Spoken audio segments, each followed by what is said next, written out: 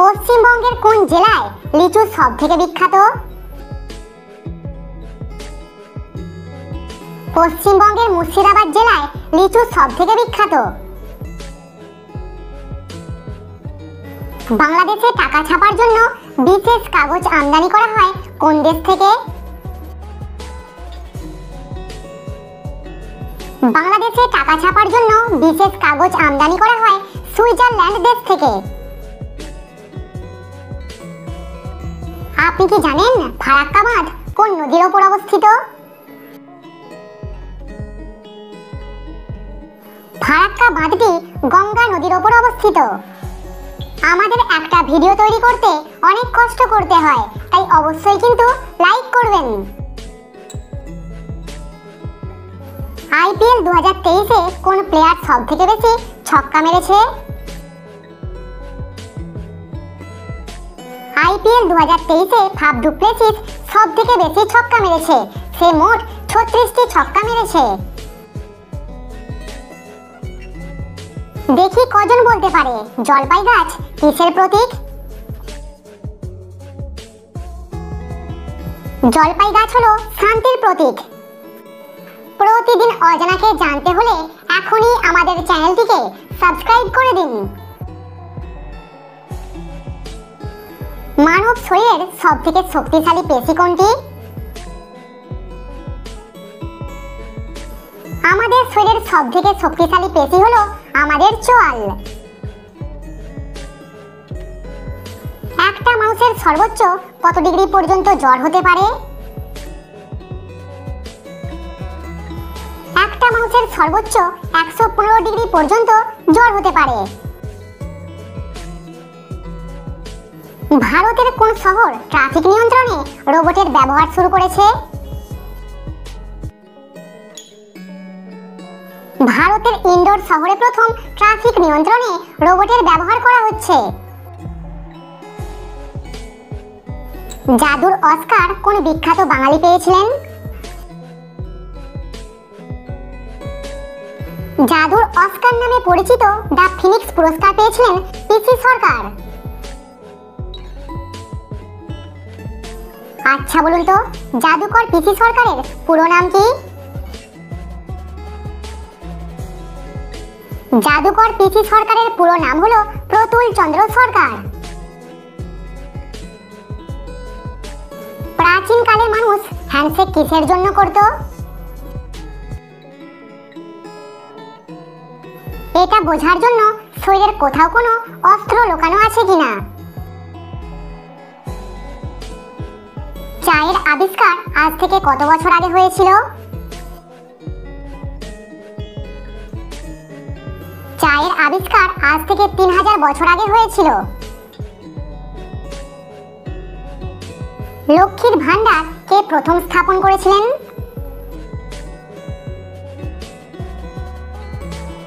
সঠিক উত্তর সরলা দেবী 1905 সালে। কোন রঙের মাজন দিয়ে মানুষ সবথেকে বেশি দাঁত মাজে? পুরো পৃথিবীতে নীল রঙের মাজন দিয়ে মানুষ সবথেকে বেশি দাঁত মাজে।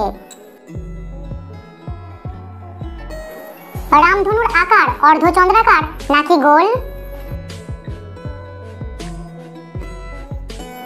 রামধনুর আকার অর্ধচন্দ্রাকার নয়, গোল। কোন স্থান থেকে দেখলে রামধনুকে গোল দেখাবে?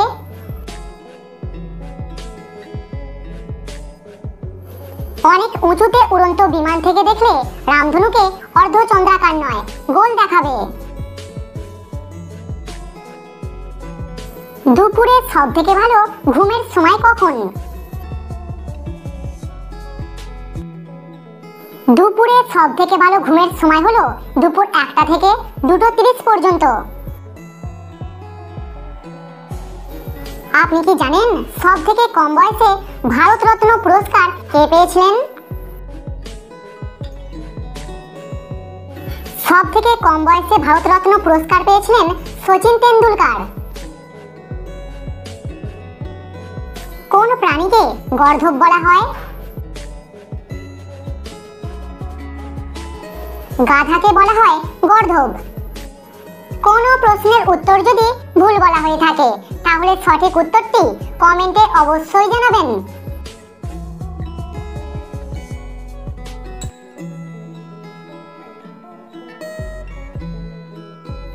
ভারতের জাতীয় পতাকার জনক কে? ভারতের জাতীয় পতাকার জনক হলো পিঙ্গালি ভেঙ্কাইয়া। আপনি কি জানেন এই পিঙ্গালি ভেঙ্কাইয়া কোন রাজ্যের মানুষ ছিলেন? পিঙ্গালি ভেঙ্কাইয়া ছিলেন অন্ধ্রপ্রদেশের মানুষ। কাকের সাথে দিনের কোন সময়টার সম্পর্ক আছে? অনেকেই হয়তো পারেননি, সঠিক উত্তর কাকভোর। হরপ্পা সভ্যতার নাম তো শুনেছেন, প্রশ্ন হলো হরপ্পা শব্দের অর্থ কি? হরপ্পা শব্দের অর্থ হলো পশুপতির খাদ্য। আপনি কি জানেন চাঁদের হাট কথাটির অর্থ কি? চাঁদের হাট কথাটির অর্থ হলো আনন্দের প্রাচুর্য। বাংলাদেশে প্রথম কম্পিউটার ব্যবহৃত হয় কত সালে? বাংলাদেশে প্রথম কম্পিউটার ব্যবহৃত হয় 1964 সালে। এটা একটা ধাঁধার প্রশ্ন, বলুন তো বৃষ্টি নামলে কি উপরে ওঠে? বৃষ্টি নামলে ছাতা উপরে ওঠে।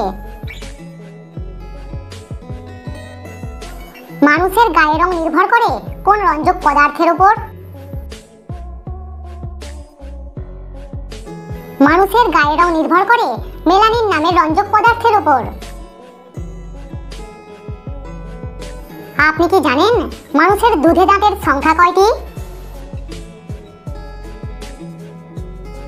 মানুষের দুধে দাঁতের সংখ্যা হলো 20টি।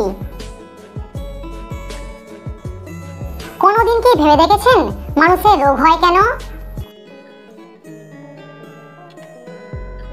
রোগ সৃষ্টিকারী বিভিন্ন ভাইরাস ও ব্যাকটেরিয়া আমাদের চারপাশে ঘুরে বেড়াচ্ছে। এরা যখন আমাদের শরীরে আক্রমণ করে এবং আমাদের শরীরের রোগ প্রতিরোধ ব্যবস্থা সেটাকে আটকাতে পারে না, তখনই রোগের সৃষ্টি হয়। এখনো পর্যন্ত লাইক না করে থাকলে এখনই লাইক করে দিন। ভারতের নাম ইন্ডিয়া কে দিয়েছিল? প্রাচীন গ্রিকরা ভারতীয়দের বলতো ইন্দোই বা ইন্দাস। এই ইন্দাস শব্দটি থেকে ইন্ডিয়া নামটি এসেছে। আচ্ছা বলুন তো মন কোথায় থাকে? আমাদের চিন্তা, ভাবনা, দুঃখ, কষ্ট, ভালোবাসা, অনুভব সমস্ত জিনিসই মস্তিষ্ক দ্বারা নিয়ন্ত্রিত হয়। মন যদি থাকে তাহলে মস্তিষ্কের মধ্যে কোনো অংশে থাকবে। কৃষ্ণ তো ভগবান, তাহলে কৃষ্ণর মৃত্যু হলো কেন? কৃষ্ণ হলো ভগবান বিষ্ণুর অবতার। অবতাররা নির্দিষ্ট কিছু কাজের জন্য পৃথিবীতে জন্মগ্রহণ করে।